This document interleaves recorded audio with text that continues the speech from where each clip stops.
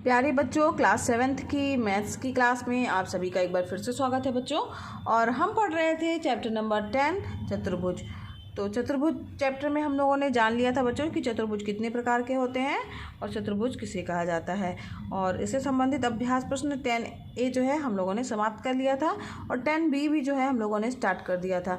तो 10B में बच्चों हम लोगों ने पढ़ा था कि चतुर्भुज के जो चारों अंतः कोण हैं उनका योगफल कितना होता है, 360 अंश होता है। इसी पर आधारित प्रश्न थे जिन प्रश्नों को हमने हल किया था। प्रश्न नंबर 5 तक के प्रश्न बच्चों हम लोग जो है इसके पहले की वीडियो क्लासेस में पढ़ चुके हैं, हल कर चुके हैं। अगर आपने अभी तक नहीं देखा है तो जाकर के प्लेलिस्ट में आप उनको देख सकते हैं।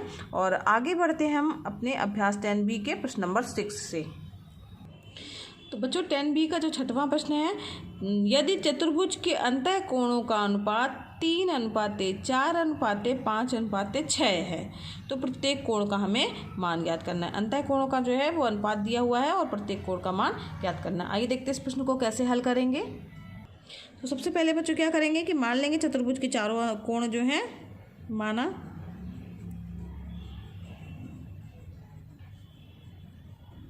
चतुर्भुज के चारों अंतः कोण यक्स अंतःकोण में यक्स अनुपात है। ठीक है, तो चारों अंतःकोण अतः चारों अंतःकोण 3x 4x 5x तथा 6x होंगे। क्योंकि दिए हुआ है उनमें अनुपात 3:4:5:6 का अनुपात है, तो ये होंगे। ठीक है, अब चूंकि हमें पता है चतुर्भुज के चारों अंतःकोण क्या होते हैं, चूंकि चतुर्भुज के चारों अंतःकोणों का योग के चारों अंतःकोणों का योग कितना होता है बच्चों, 360 होता है। ठीक है, तो क्या हो जाएगा, 3x + 4x + 5x + 6x बराबर क्या हो जाएगा, 360 अंश हो जाएगा। इनको जोड़ेंगे, आ गया 18x = 360। तो x बराबर क्या आ जाएगा, 360/18, 18 × 18 = 36। x का मान कितना आ गया, x का मान आया 20। तो जो चारों कोण हैं वो हमें ज्ञात करने हैं, बहुत आसानी से हम ज्ञात कर लेंगे। अतः चतुर्भुज के चारों अंतःकोण, पहला क्या है 3x, 3 × x की वैल्यू 20 = 30 दूनी 60। ठीक है, 3x यानी बराबर ये हो गया। एक 3x के बाद फिर दूसरा क्या है 4x, 4 × 20 80 हो गया। फिर 5x, 5 × 20 100 हो गया। और 6x यानी 6 × 20 = 120 अंश। तो ये चारों अंतःकोण ये होंगे। ठीक है, ये इसका हमारा उत्तर हो गया। समझ में आ गया किस तरीके से हल किया गया है, था ना आसान क्वेश्चन बच्चों। आगे बढ़ते हैं नेक्स्ट प्रश्न की ओर। 7वां प्रश्न है बच्चों, यदि चतुर्भुज के 3 बाह्य कोण क्रमशः 80 डिग्री, ठीक है, 100 और 120 हों तो चौथे अंतःकोण का मान हमें ज्ञात करना है। यहाँ ध्यान दीजिए बच्चों, 3 बाह्य कोण दिए हुए हैं, अंतःकोण नहीं दिए हुए हैं, बाह्य कोण है। तो बाह्य कोण है तो उसके अंतःकोण हम किस तरीके से निकालेंगे, 180 अंश में से ये इनको घटा देंगे तो उसके अंतःकोण ज्ञात हो जाएंगे और उसका चौथे अंतःकोण का मान ज्ञात कर लेंगे। आइए देखते हैं इसे कैसे हल करेंगे। सबसे पहले जो प्रश्न में दिया हुआ है वो हम लिख लेंगे कि दिया है 3 चतुर्भुज के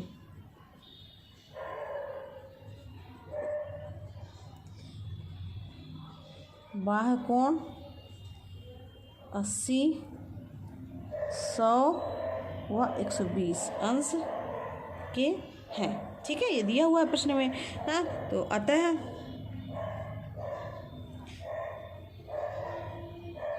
चतुर्भुज के तीनों बाह्य कोणों से संबंधित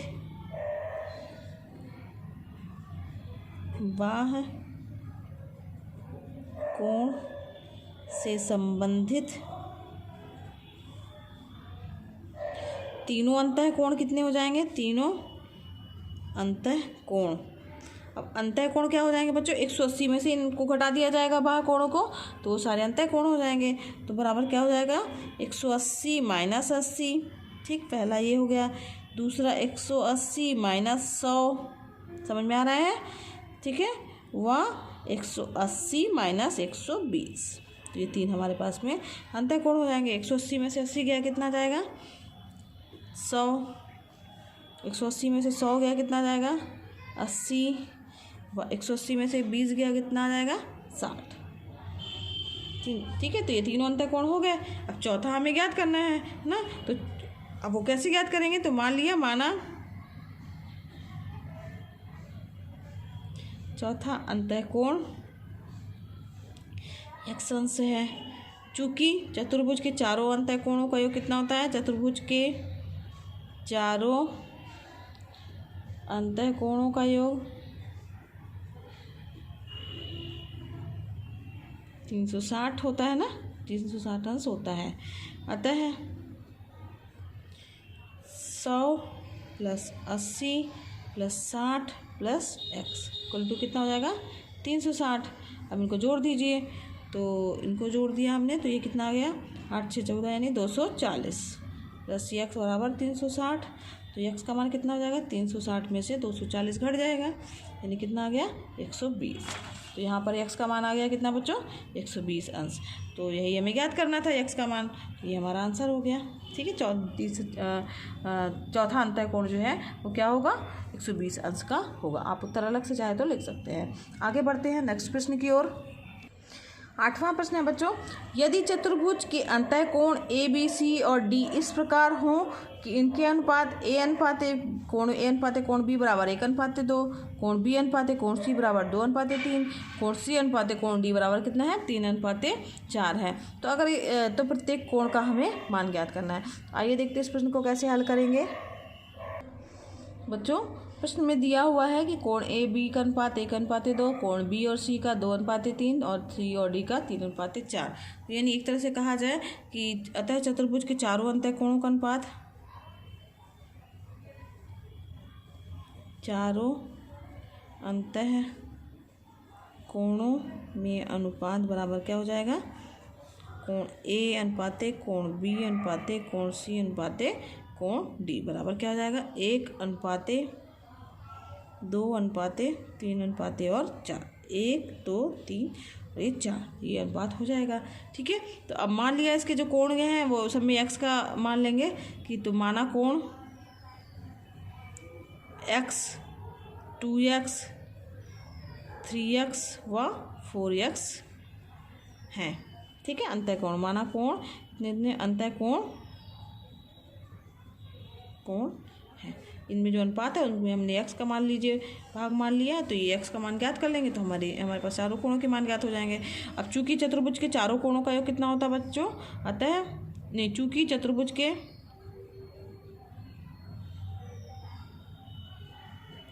चारों कोणों का योगफल 360 होता है, अतः x plus 2x plus 3x plus 4x equal to 360। इन सबको जोड़ा हमने तो आया 10x बराबर 360।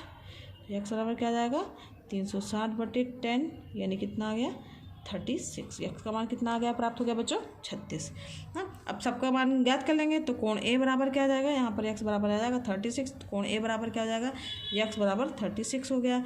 कोण b बराबर क्या हो जाएगा, 2 × x ना, 2 × 36 यानी कितना हो जाएगा, 36 दूनी 72। फिर उसके बाद कोण c बराबर क्या हो जाएगा, 3 × 36, 36 18 के 8 0 108। कोण d बराबर कितना आ जाएगा, इसी तरीके से 4 × 36 यानी 144। इस प्रकार से हमारे पास में कोण a b c और d के मान प्राप्त हो गए। ठीक है, ये हमें ज्ञात करने थे, प्रत्येक कोण का मान ज्ञात करना था ना, तो ये हमारे पास में चारों कोणों के मान ज्ञात हो गए। आगे बढ़ते हैं नेक्स्ट प्रश्न की ओर बच्चों। लास्ट प्रश्न है बच्चों, एक समद्विबाहु त्रिभुज ABC का शीर्ष कोण 40 डिग्री है, यानी जो शीर्ष पे बना कोण है वो कितना है 40 अंश का है। तो त्रिभुज की भुजाएं ए बी और ए सी के मध्य बिंदु क्रमशः एम और एन है। बिंदुओं एम और एन को मिलाइए। इस प्रकार बने चतुर्भुज बी एम एन सी के अंतः कोण बी एम एन तथा कोण सी एन एम का योग ज्ञात कीजिए और इनका अलग अलग मान भी ज्ञात कीजिए। आगे देखते हैं इसे कैसे हल करेंगे।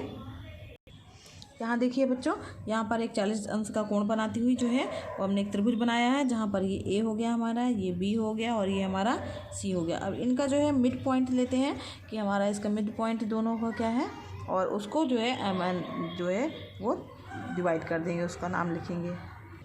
ये देखिए बच्चों, इसका 4 का आधा हो जाएगा 2, ठीक।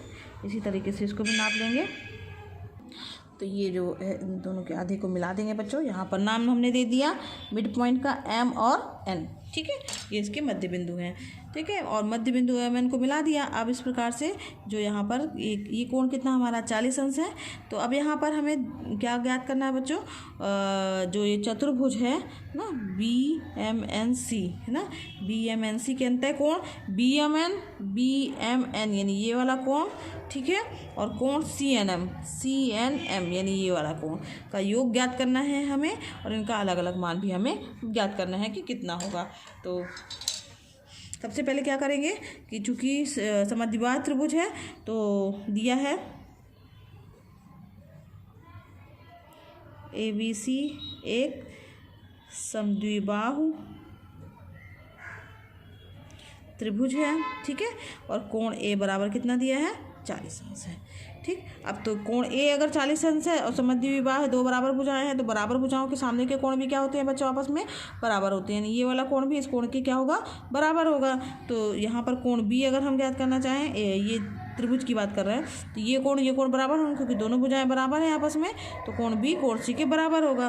तो कोण बी बराबर क्या हो जाएगा, कोण बी बराबर हो जाएगा कोण सी, ठीक है ना, क्योंकि बराबर भुजाओं के सामने के कोण बराबर होते हैं। और इनका मान कितना हो जाएगा बच्चों 140, त्रिभुज के तीनों कोणों का योग कितना होता है बच्चों 180 अंश होता है।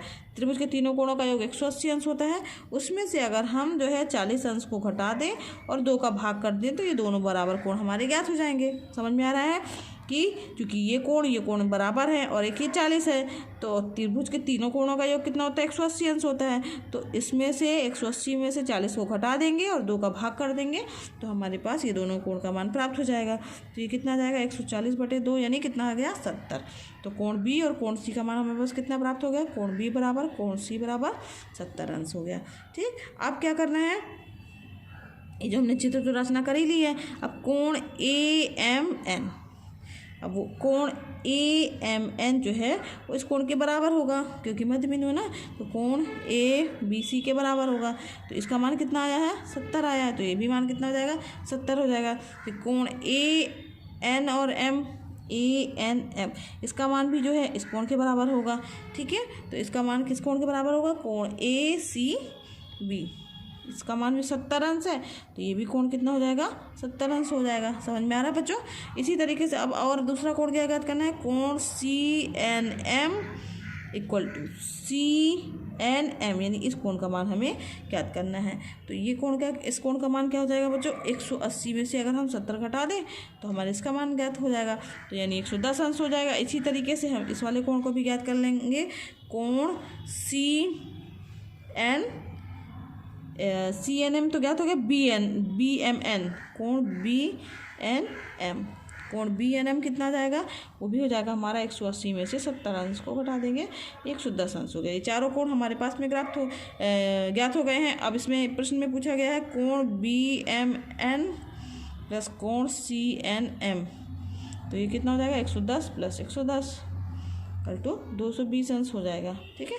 यही हमें ज्ञात करना था, ये इसका आपका आंसर हो गया। समझ में आया बच्चों, इस तरीके से किया गया है, ठीक है। तो आज बच्चों हमारा अभ्यास 10 भी यहीं पर समाप्त हुआ।